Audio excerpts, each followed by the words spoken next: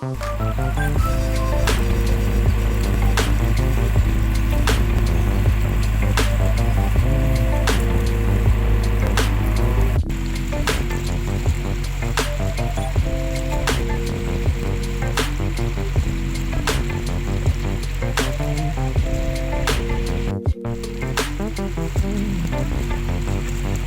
Hi guys! And welcome to Chugging Along. I'm Tim. And I'm Sam. So yes, thank you very much for your comments on our previous video, and if you happen to be new, then welcome. We are doing a trip between Theale and Llangollen on our narrowboat. In today's video we actually suffered a steering disaster where our rudder came out of alignment with our tiller bar and was bent at a 45-degree angle. So we're going to talk about in today's video how and why that happened and if we were able to carry on. And also on today's cruise between Sonning and Goring on the River Thames, we also cruise in Convoy for the first time with our winter mooring buddy Jeff. So stick around in this video to find out what we thought about cruising in Convoy and if we enjoyed it.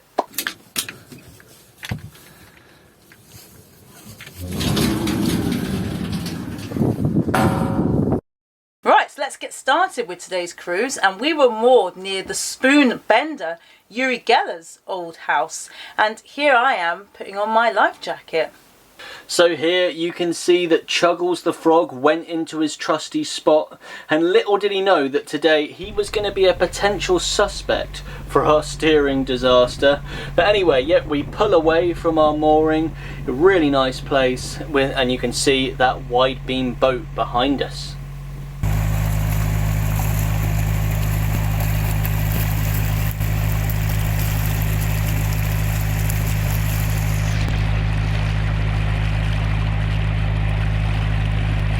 And then we went under the fantastic Sonning Bridge where the day before we'd seen a Liverpool ex-lifeboat cruise under it. And we actually had our scariest moment on our narrowboat dealing with strong streams there in the winter. And you can see the wooden structures are around there to actually help boats go into the right direction. It's known as being quite a tricky bridge. So it was then our first lock of the day, Sonning. And it feels like we've been through this lock a million times, but surely this would be the last time we would do it in a while. And we were actually in the lock with a boat called Ginger Bear, which I thought is quite a nice name.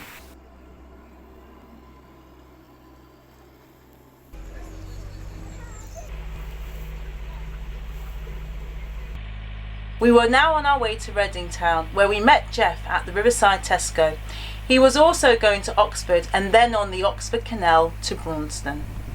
We were travelling together because we became friends winter mooring next to each other at Theale, and we were going in the same direction. He also appreciated having an extra pair of hands help him with the locks. He's a great person, and you know he's clever because he used to own a bookshop.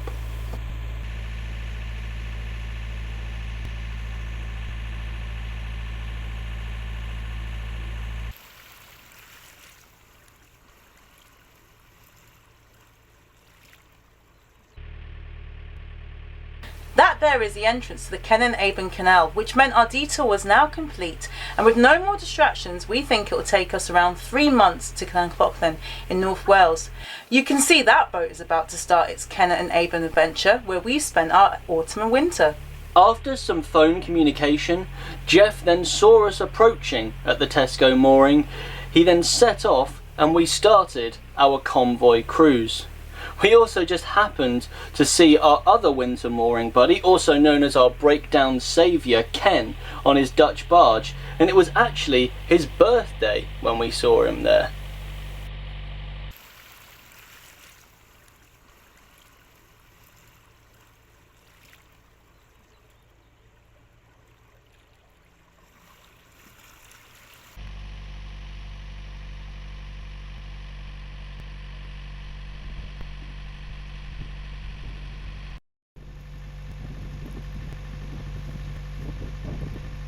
So here we went through Reading town centre, and you can see its impressive skyline. It definitely has a city feel. It actually has the UK's first Wendy's for 20 years, and Tim actually went on the opening day and he thinks it's going to overtake Burger King to become Britain's second biggest beef burger slinger. We now went in our first lock together, Caversham, and we did have plans to tie our boats together in all of the locks, which would make things easier for Jeff and effectively making our 2 narrow boats a wide beam. But the lockkeeper let Jeff just hold his centre line, as long as we held our bow and stern ropes, with me on the stern and Sam holding the bow rope. You know, this lock isn't very ferocious, but the next one you'll see is, and we will make our makeshift wide beam and tie our boats together. When we came out of the lock, we then took the lead on this trip, as Jeff hadn't done this route in years, and he also wasn't too confident in the speed of his old-fashioned Newbury engine. We were going upstream here, but it hadn't rained for a long time at this point, so luckily the flow was very weak. We then pass Thames Water's fantastic looking office building, and then we go under this cool looking footbridge.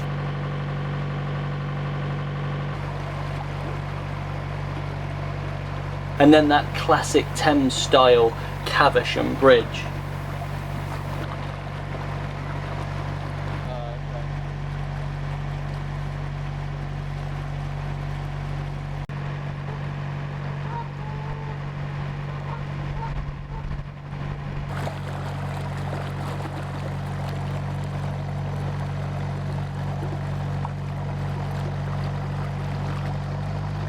It was a wonderful looking day, but in fact it was still quite cold. So we had our coats on and Jeff was wearing his woolly hat.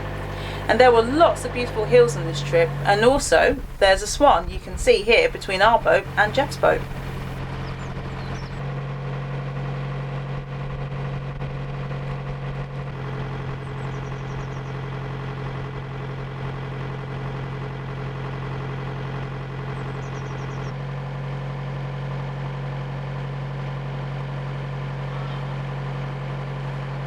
So this was quite an interesting area.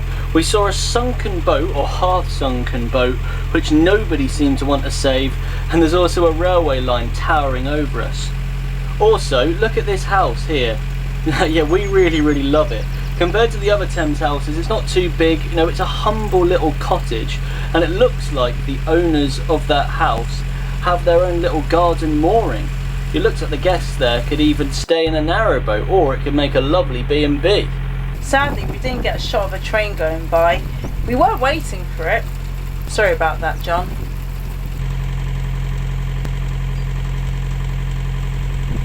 So it's now disaster time, as we were waiting to go into Maple Durham Lock. You can see these wooden sort of bollards here, and I got off the boat there to go and hold the centre line, but the boat was still drifting forward slightly. Then often, yeah, when you don't have it there, the tiller bar swang in the direction of the bollards with the boat still drifting forwards. It then got caught behind it and bent the steering out of line in a 45-degree angle. So you can see here that, yeah, this is straight and this is the tiller, and it was all a big mess really. With this, we carried on to see how things would go. We got into the lock and we tied our boats together for this ferocious lock, which made it easier for everyone. It's ferocious because the sluices were above the waterline, so the water comes out quite fast and your boat can get caught if you're not too lucky.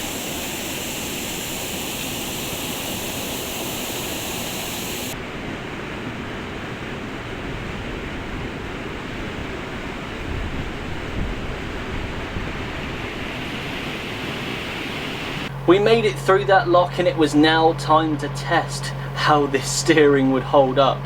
But this was actually our favourite part of the Thames between Maple Durham and Goring. It's just absolutely beautiful, so the disaster wasn't too much of a disaster in that sense. So looking at the map, this is actually quite close to where we were moored at over winter in Thiel. It would be nice if we had taken a few more winter walks down there, thinking about it.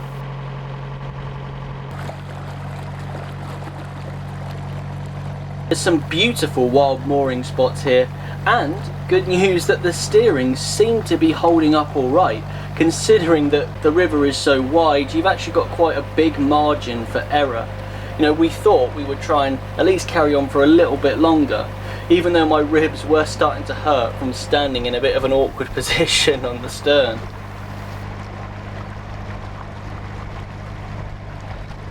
We then got to Whitchurch Lock, where I then discussed with the lockkeeper how ferocious the previous lock was. The last one is, the sluices were above the waterline. Yeah, I saw that. It was quite ferocious.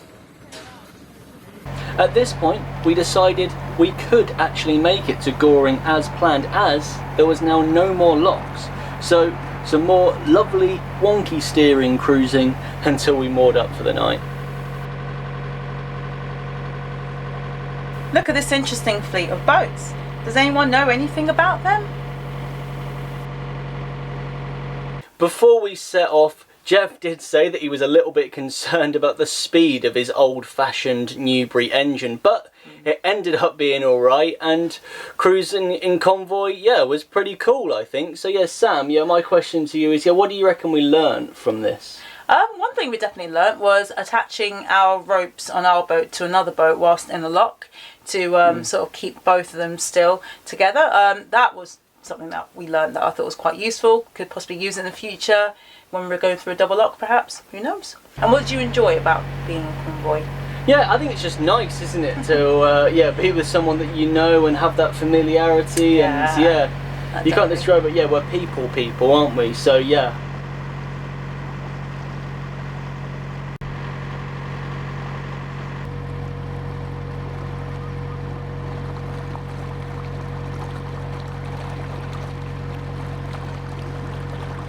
So look at this amazing railway bridge here. Fantastic engineering, one of our favourite moments and places on the Thames.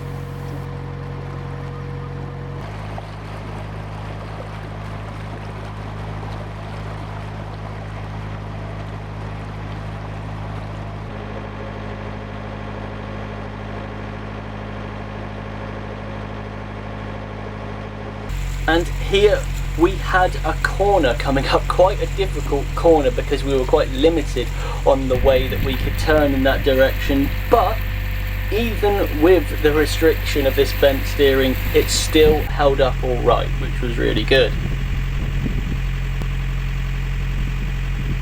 So we have learned, being on the River Thames, that posh people like pods, whether it's in their own garden or whether it's at their local pub. But this one has to be the best pod of the lot. Look at this cuboid pod. Unbelievable views, I imagine. We then arrived in Goring, and luckily we could moor next to Jeff. And there was also a free mooring, which was great, and it always feels comfortable to be moored next to someone that you've known in a new place.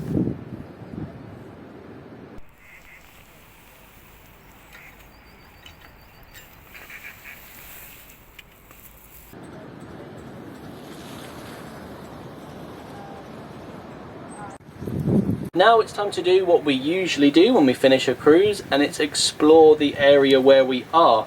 So here we are in Goring, and this is actually where George Michael had lived, and sadly where he died as well. There is in fact a BBC article of where the people in the village speak really fondly of him. Goring has everything you'll need.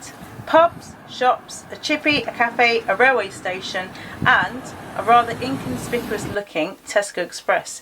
Inconspicuous because if it wasn't for the actual sign on the building, probably wouldn't even know it was a Tesco's. And we decided to go in there. After a long cruise, we fancied cider. And we were actually too scared to film us buying it and drinking it because, you know, we are fiercely loyal to sherry, so we didn't want to show it to you guys, so we looked like a bunch of fakers. But you know, we thought about it now, and we're happy to share that information with you that we did in fact drink cider, and we're sorry. We also checked out Goring and Streatley Station. Streatley is the name of the village on the other side of the river, which is pretty much in the same place. But join us on our next cruising vlog as Tim takes a wander up a hill there the following morning. And as for the steering, we walked back to the boat and we decided that we were actually fine to carry on and do the 2 more days cruising to Oxford and then get it sorted out on the canal, because we had limited time with our Thames licence and we didn't want to make it worse by undoing a nut and then the whole mechanism falling into the river, and we just wanted to get back onto the canal. And actually you will see in our next cruising vlog that it did get worse and we had no choice but for us to work together as a team and to fix it. So click subscribe if you would like to see that in our next cruising vlog. So that concludes our journey today from Sonning to Goring, and now it's time for those all-important statistics. Yes, that's right. Today we did 13 miles, 4 locks, and that was all in 6 hours, thus making our average speed 2.1 miles an hour. That now takes our trip average to 1.96 miles an hour, and now we have a new statistic which was suggested to us by one of our subscribers, thank you very much. We're going for trip total miles, so we have now done 51 out of 269 miles. Alright, so thank you for watching today's video all the way to the end, and remember, no matter what you do in life, you've got to keep chugging!